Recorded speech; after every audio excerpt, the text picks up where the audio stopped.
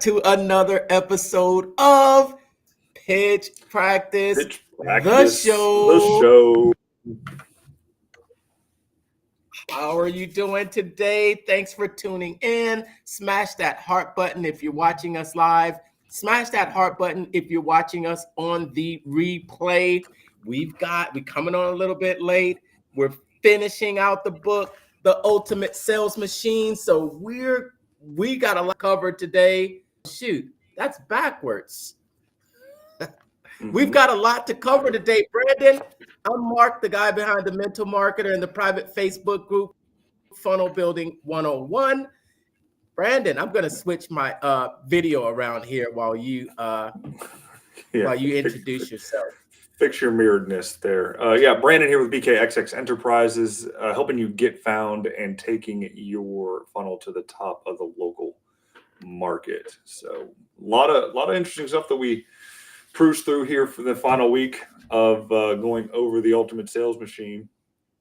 And a lot of the stuff that we read in here, we've kind of lived, in the sense that there's really nothing new under the sun. Yeah. And everybody has taken what has already been taught and maybe putting their spin on it a little bit, or just reteaching it for what it is. And the last couple chapters in here definitely go into a deep dive of the Dream 100, getting your mindset right, and tracking what needs to be tracked for the ultimate success with the Ultimate Sales Machine.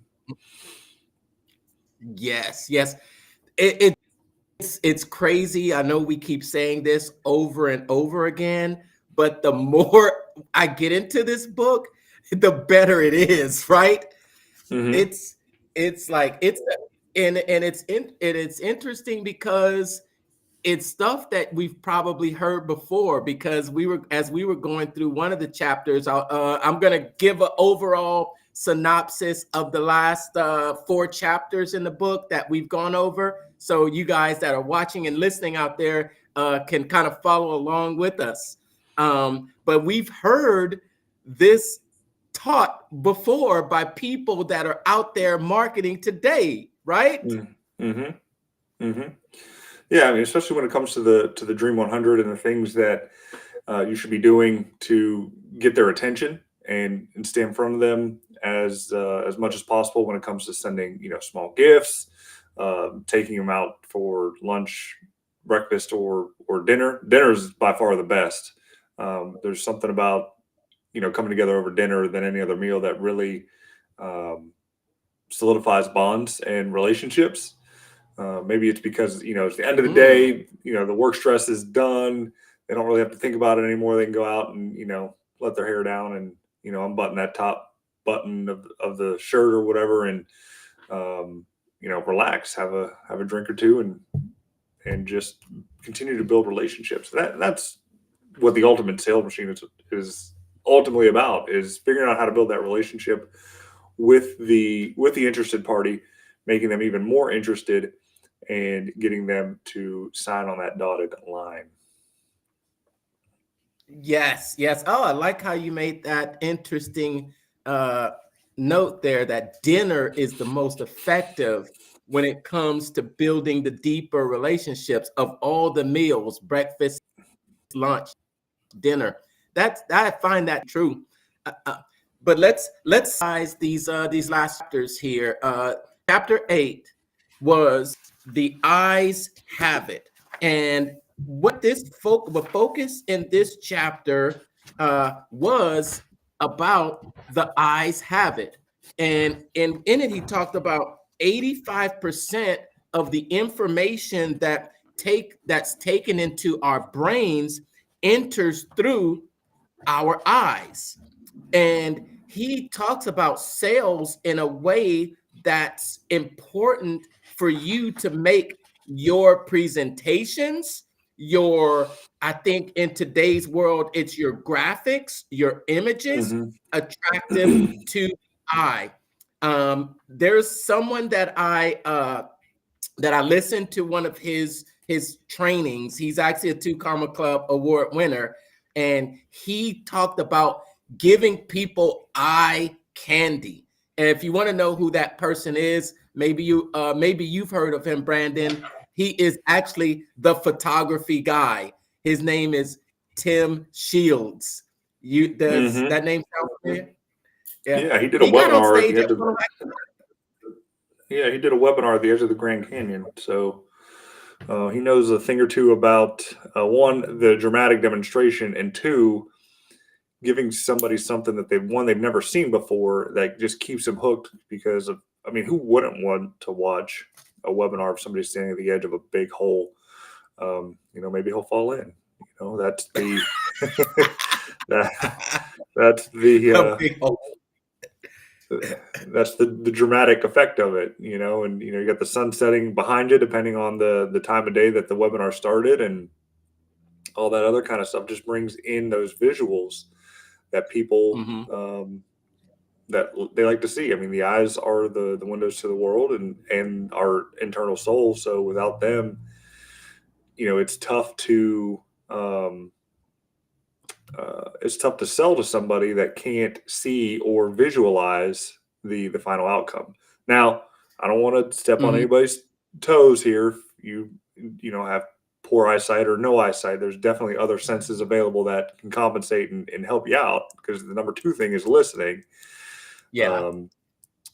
So the eyes see it, the ears hear it, and then if you can touch, taste, or smell it, then that's just what's going to, solidify the deal. Oh, yes, yes.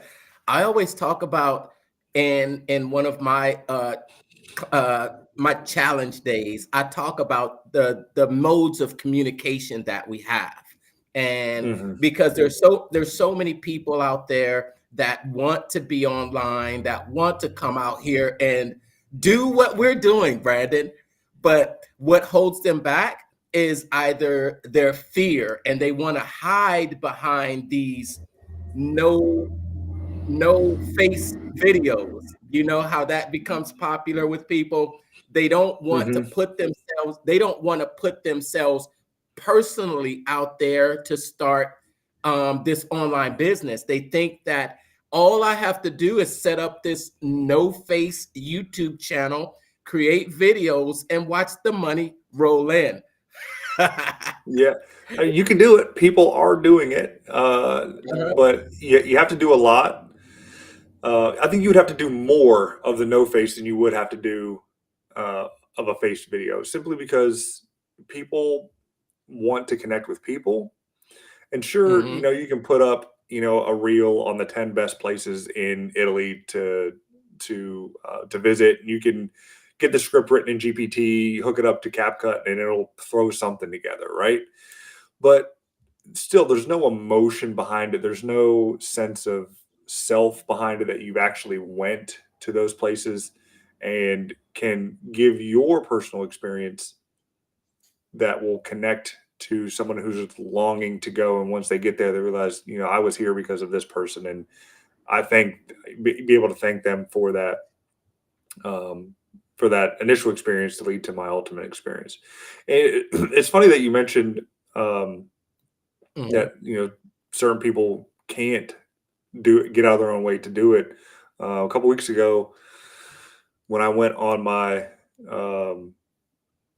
trip, I met up with a buddy of mine before the Monday before Funnel Hacking Live. And he was like, yeah, I've been kind of watching you and super jealous of what you're doing. There's no way that I could do it because I'm such a corporate shill. Really? So yeah, so it's like that really hit the heart there. I mean, he's a good friend. It's kind of one of those guys that you might not talk to all the time, but when you do, it's like catching up, like you've never missed a beat. So those are the real friends and good friends to have. Yeah. Wow, So wow. Is that interesting that because I think I said it. It's like it holds a lot of people back. It holds a lot of people back, and sometimes they won't say it to you, or they'll watch you from a distance, right? Or I won't even say from a distance, because they're actually watching a lot closer than we know. people are watching. Yeah, for sure. Wait a They minute. are. Yeah, they are. They're definitely watching. So don't think that your stuff is going unnoticed. If you're not getting the likes and the comments and things like that, I mean, those are just vanity metrics. What matters is, what happens in the checking account, right? When you do put that pitch out there, and kind of getting into that, talks about presenting and the two rules, actually three rules, for presenting, and the first one's my favorite, is the KISS rule, which is keep it simple, stupid. I've heard Grant say that before. And rule two is keep it fast paced, and rule three is wow them with facts and statistics, because facts sell if they're because people want to follow the herd, right? They don't want to be left out, and they want to know that other people have been successful with it before they take the risk. We're genetically coded to be risk averse for the most part, because risk is dangerous, and dangerous could lead to loss of life, health, death, or money. And we wouldn't be here today at the 8 billion strong that we are if we didn't have that fear factor and risk aversion built into us. Now, we wouldn't be where we are either without those that don't have that big of a risk tolerance to put us in the positions that we are in today, such as, the Bezos and the Musks and Russell Brunson, the Brunsons and George Washington and all those crazy guys that told the king to, piss off and all that kind of stuff. So those people were big risk takers, right? They could have been hanged. So, but majority of people, the 99% of us out there, we are pretty risk averse. But if we can get into that 1% and take the risk, buy the thing, quit the job, we could definitely get something. Definitely. Just to end on that, I love it how he says that when you choose those wow facts, even those fear-inducing facts, they can turn everyone who hears your presentation into a mini salesperson for you.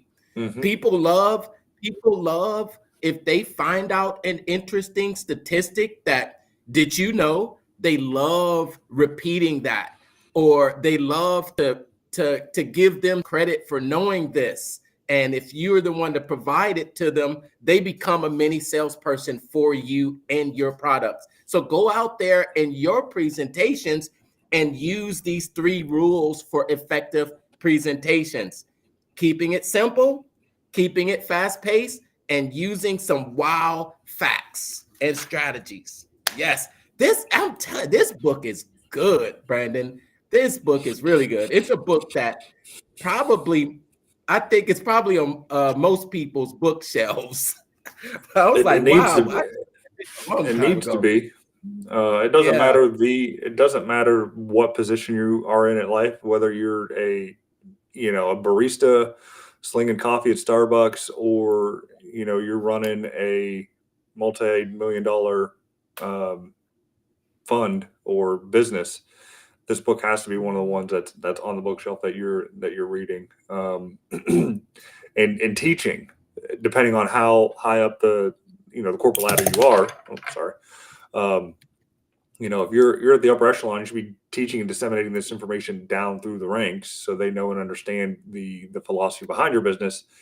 And then if you're at the lower level, you should be learning it and trying to push it up through the ranks to make the business better from the bottom up to get your future promotions. So, knowledge is power, and this is probably one of the most powerful books that I've read. I agree. And to end off that chapter with the eyes have it, it just reiterates the importance of what we see visually and how what we see impacts our communication in a way like that only the written word doesn't, or in ways that the audio doesn't. 80%. And look, it's funny because he actually followed his own philosophy about giving a wild statistic, showing that 85% of what we take in is taken. And I just want to point out, he also pointed out 8 common presenting. I'm gonna relay, and those are thanking prospects for their time. You don't want to thank them for their time. Why don't you want to thank them for their time, Brandon? Just lowers your status. Yes. Presenting with your hands in your pocket. Not so much maybe online, but you don't do that. Presenting from a sitting position. I'm sitting down, but we're not really presenting. We're talking. Being led around by your nose. 5, letting the material upstage you. Or 6, keeping it too serious. 7, failing to practice your presentation. In other words, not being prepared. Or 8, having no idea what is coming next in your presentation. And I like to add a 9th one to that, because I love being able to present in front of people, and I see just people getting up there and not making use of their hands, Brandon. Mm-hmm.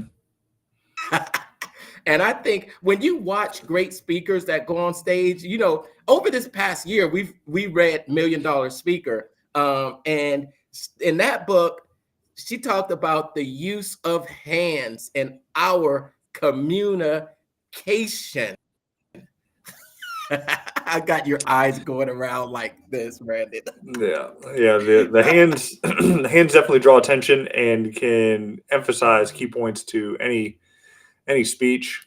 And again, being that we are mostly visual, having that visual reference to what your hands are doing when you actually hear the audio, it makes it stick better.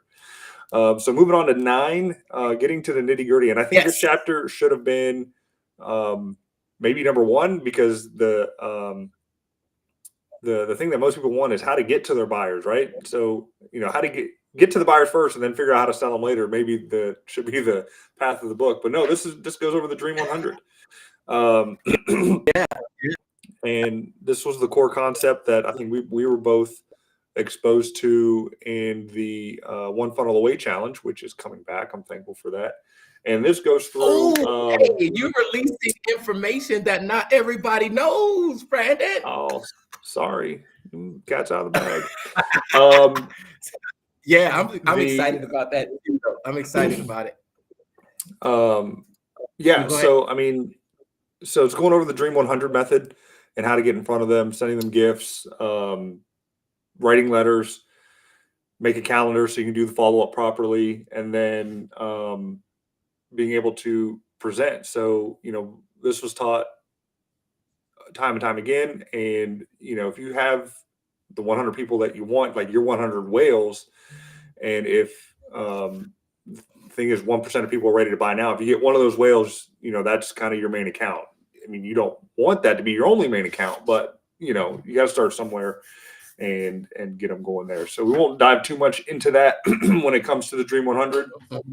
But I mean, that is the number one tactic to kind of get your business up and running is to get at least one of those logos, so to speak, under your belt that just tells everybody else, hey, this guy is doing it, and he's pretty, upper echelon, and people kind of follow him around type deal. So that would be good to follow in his footsteps to work with this person. So yeah, that's it. Yeah. So I just want to mention one of my biggest takeaways from this chapter 9, which was getting into the nitty gritty, which he calls the step-by-step, day-by-day tactics to land your ideal clients. And that's when he laid out the 6 steps for getting down to the nitty gritty. One of the steps that really stood out to me was step number 2. It was choose your gifts. And I'm going to read a little bit of what he says in his book and how he used these gifts. I choose the gifts. What he means is that he found that one of the best ways to get noticed by Dream 100 is to send them small gifts every 2 weeks. Choose gifts like he gives an example of the Rubik's Cube. It's just an inexpensive plastic puzzle slightly bigger than a cube of sugar.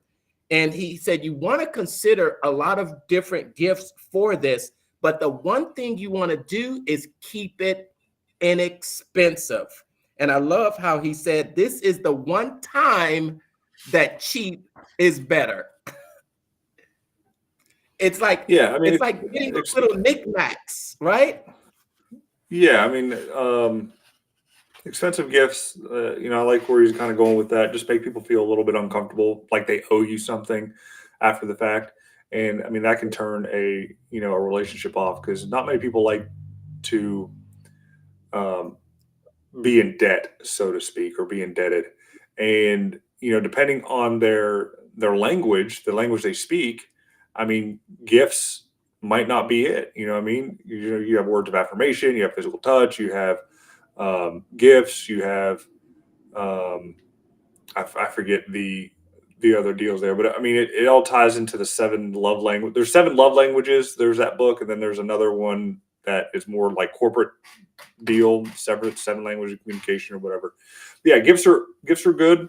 But again, figure out who your buyer is, and if gifts don't make sense, don't send gifts. Send them an email or a thank you card or some type of appreciation card with words on it instead of a physical item. So, 10 sales skills. Oh, this is fun. This is the fun chapter because this chapter laid out the blueprint of effective sales presentation and how to go about wooing the client. And obviously the first thing to do is build rapport, right? You have to get on the same page, same level of the buyer, and kind of get in with them and buddy up to them.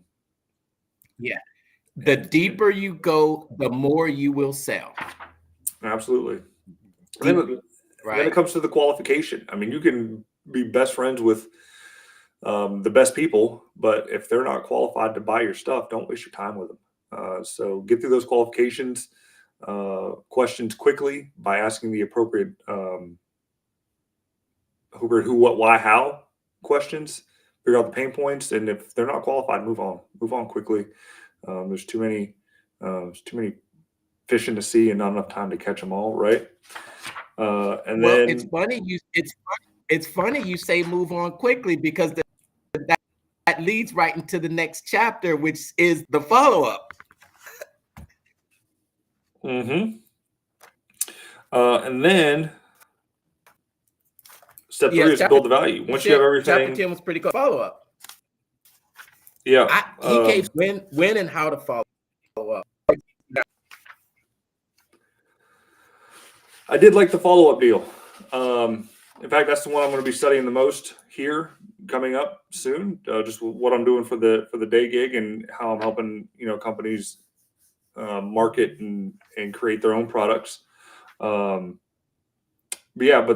the third step was build value. 4th is create the desire. They absolutely have to have this product, and your product is the only solution.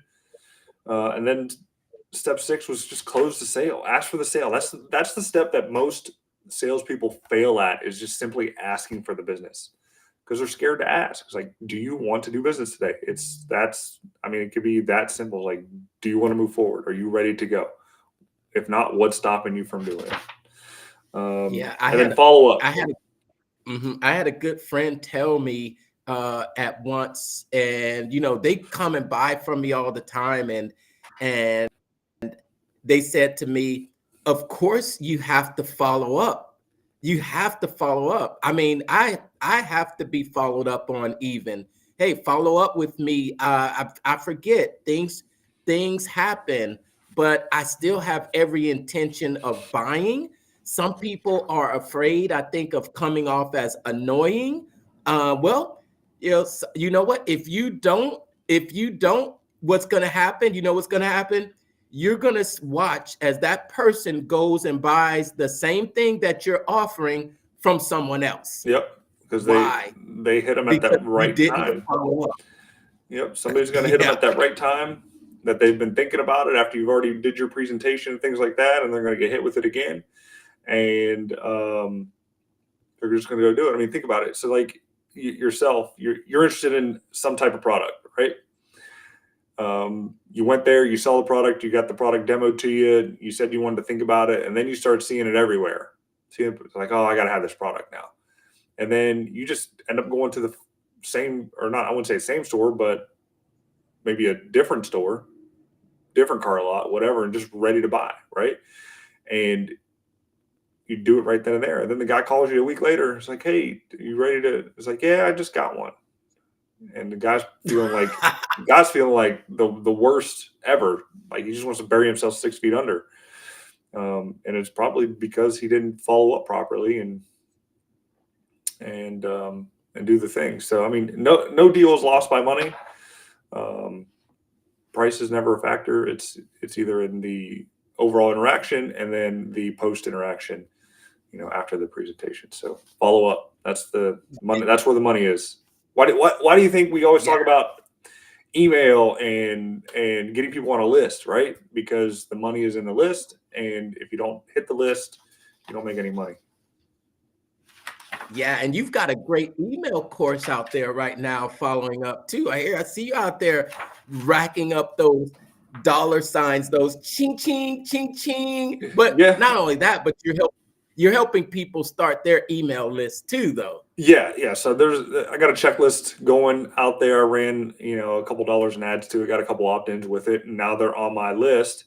They're going to go through a 5 email sequence there that's going to push some of the concepts of the list itself, and then try to upsell to the course. Probably need to do a little bit better job of that. But as far as like the emails go, to kind of sell the course more. But ultimately, I want to work with them one-on-one. Like info products are great, but it's the one-on-one time that I'm really, really looking for. So, all right, Mark, let's bring us home. Last chapter. Yeah. What do we got for the last chapter? All systems go. And this chapter just really wrapped everything up because we started off it's a 12-step formula. That's the whole idea of the book, is turbocharging your business with relentless focus on these 12 key strategies. This brought it all together because this was the part about the mindset, bringing it all together. This is an important part, that if you have all these tools, if you have all these strategies, these tools, these tactics, none of it works if you don't have the right mindset. If you don't go out there and you're not the right person, then none of this will work. It would be like giving a hammer and a nail to a 3-year-old. They've got the tools, but they don't have the mindset and the belief. And he talks about, first of all, what we think defines who we are. And he talks about what we focus on. And he talks about how it works, harnessing those powers of goal setting. And if you don't have this book, you're missing out on things like this. Full charts that you can use to track your goals and see that you're making progress. Book closed. Go get it. That's it, man. Yep. And the mindset deal is all principles that are coming from, over 100 years ago with Napoleon Hill, Think and Grow Rich, and all those philosophies there. It's great stuff. Like I said, like we said in the beginning of the call, there's nothing new under the sun. Somebody's taking these concepts and just kind of reteaching them and putting their spin on it, which is perfectly fine and legal to do. So think about that. Anytime that you pick up a book, anytime that you are, taking a course, is like, figure out where did they get this information from, and just go down the rabbit hole. And then that's how you learn how to do the same thing. And I know everybody hates the gurus and the grifters, so to speak, when it comes to it, but information is power. and people with the information are the ones that make the money. So just think about it. Don't hate the player. Just hate the game a little bit. But don't hate the game. Learn the rules, play by the rules, and go out there and have fun. I know we have like less than a minute left. Really, we should already be gone, but that's what we're doing next. Yeah. That's what we're starting next week. Yes. As we wrap up the Ultimate Sales Machine, we are getting into our next book. I want to recommend to those out there that maybe you got this book at Funnel Hacking Live, maybe you haven't gotten this book, but I took some time to actually listen to it on audio this weekend, and there are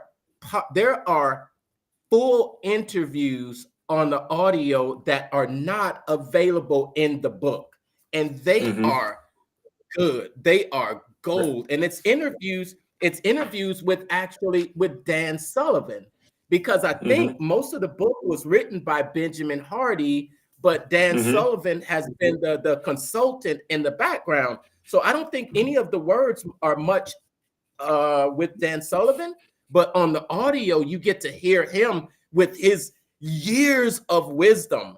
And I'm talking like thousands of business owners and entrepreneurs that he's grown their business to millions. So this is our book. We're getting into this, man. We're going to be starting next week. We'll see when we have our partner back, but hope you guys are out there. Just check around this video for any links to get connected with us, okay? You want to let us out of here, Brandon? Sounds good, guys. Just get out there, close the deal, and that's it, because the world can't turn without closed deals. So get out there and keep the world turning. That's it. See you next week. Take family. See you later.